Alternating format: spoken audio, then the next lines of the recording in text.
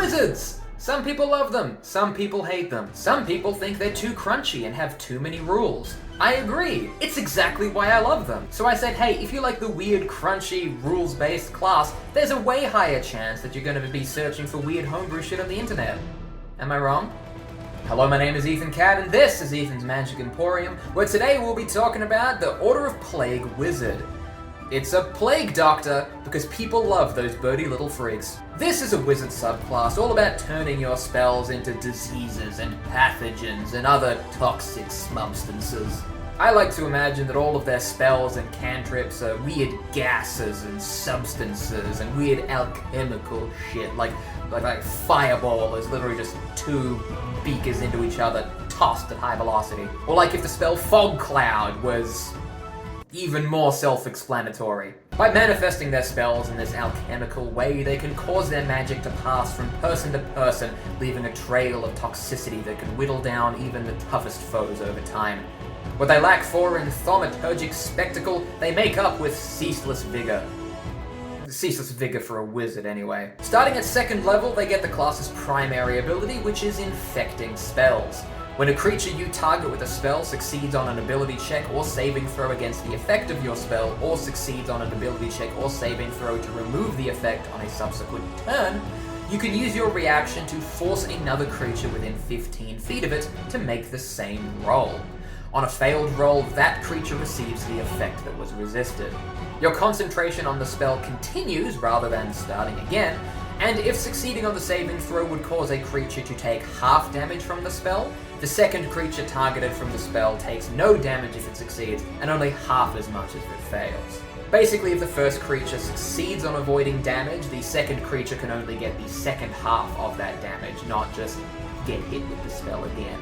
You can also use this feature as an action to move an active spell effect from one willing creature to another willing creature within 15 feet of it. All in all, you can use this feature a number of times equal to your proficiency bonus and regain all uses of it at the end of a long rest. Essentially, this allows you to infect other creatures with your concentration or active spells if the first creature succeeds on the check to save against them. As a wizard, it can be so frustrating if the one creature you try to hit with the spell in that round succeeds against its save, and then you feel like your entire turn was spent on nothing. With Infecting Spells, you have a chance to move that spell over to a different creature who, while they're not your primary target, it still makes you feel like you've done something for that round. What's more, supportive spells like Magic Weapon can be moved from creature to creature if your first recipient of the spell ends up not really needing it in the long run. Also at 2nd level, you get Magical Vigor, which means your maximum hit points are increased by 1 for every spell slot you have available to you. For example, if you have 4 1st level spell slots and 2 2nd level spell slots, your maximum hit points are increased by 6. This feature gives you a little bit more HP as you level up, not to the same degree as a Draconic Soul Sorcerer, but it keeps you in the fight for a little bit longer. Starting at level 6, you get the feature Spell Plague. Starting at 6th level, you are resistant to poison damage and have advantage on saving throws against the poison condition.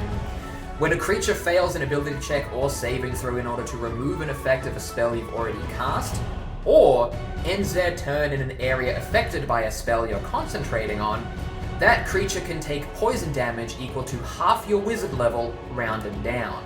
So let's break this down. You cast Hold Person on a guy and render them paralyzed while you're concentrating on the spell. At the end of the turns, that creature must make a saving throw to resist the effect of your spell to no longer become paralyzed. If they fail this saving throw, they get poison damage equal to half your wizard level rounded down. Now this doesn't sound like a lot of damage, but slowly but surely it can stack up over time. In addition, since you are concentrating on the spell that's keeping them held in place, you have lost access to a lot of other spells that you may have in your wizard's arsenal, because you can only concentrate on one spell at a time. This feature gives some longer lasting residual damage that can make utility spells, such as Hold Person, a little bit more viable in combat, or a little bit more fun at the very least. In addition, you can also deal this damage to areas that are affected by spells that may not have dealt damage in the first place. For example, Fog Cloud is a very utility-based spell. It basically just blocks vision, makes people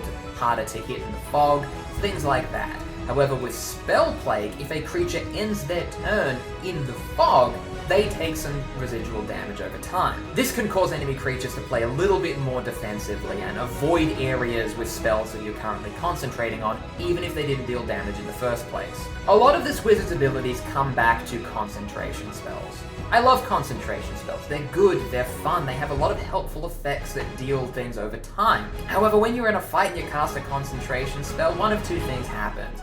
Either you drop concentration the next turn and then immediately feel like you've wasted your last spell, or that becomes you for the rest of the fight. You're not Bombeldo, incredible wizard of the Heartlands, you're the guy who's keeping darkness up.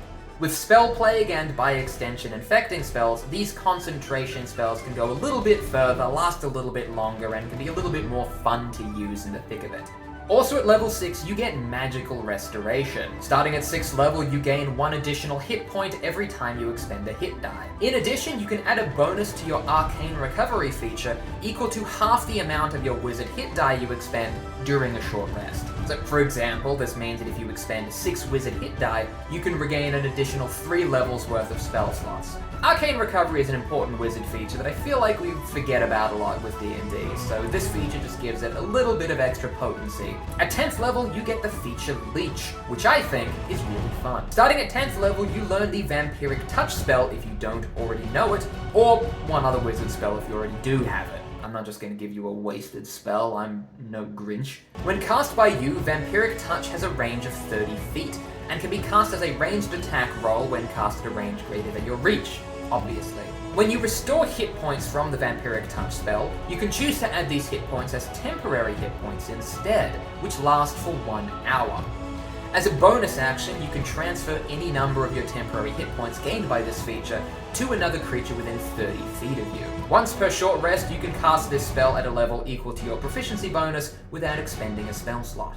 This augmentation of the Vampiric Touch spell gives it a little bit more potency in the thick of combat, while also giving you the utilitarian feature of healing your allies as well. For reference, Vampiric Touch deals 3d6 necrotic damage on a successful hit, and half of that damage is restored to you as hit points. However, with Leech, you can add those hit points as temporary hit points, which can boost you over your maximum health, and as we said, as a bonus action, you can transfer those temporary hit points to your allies to heal them as well. Again, it's temporary hit points, so it's probably just going to add a bit of a boost in combat rather than a long-term healing process, but sometimes when you're in the thick of it, that's all you fucking need. Finally, at level 14, you get the Arcane Filtration feature, which is a very straightforward ability. Starting at 14th level, you are immune to poison damage and the poisoned condition. Additionally, if you cast a spell that affects an area rather than specified creatures, such as Fireball or Cloud Kill, you are considered to be immune to the spell's damage, as well as any effects associated to occupying the infected area. What's the one thing we know about Plague Doctors?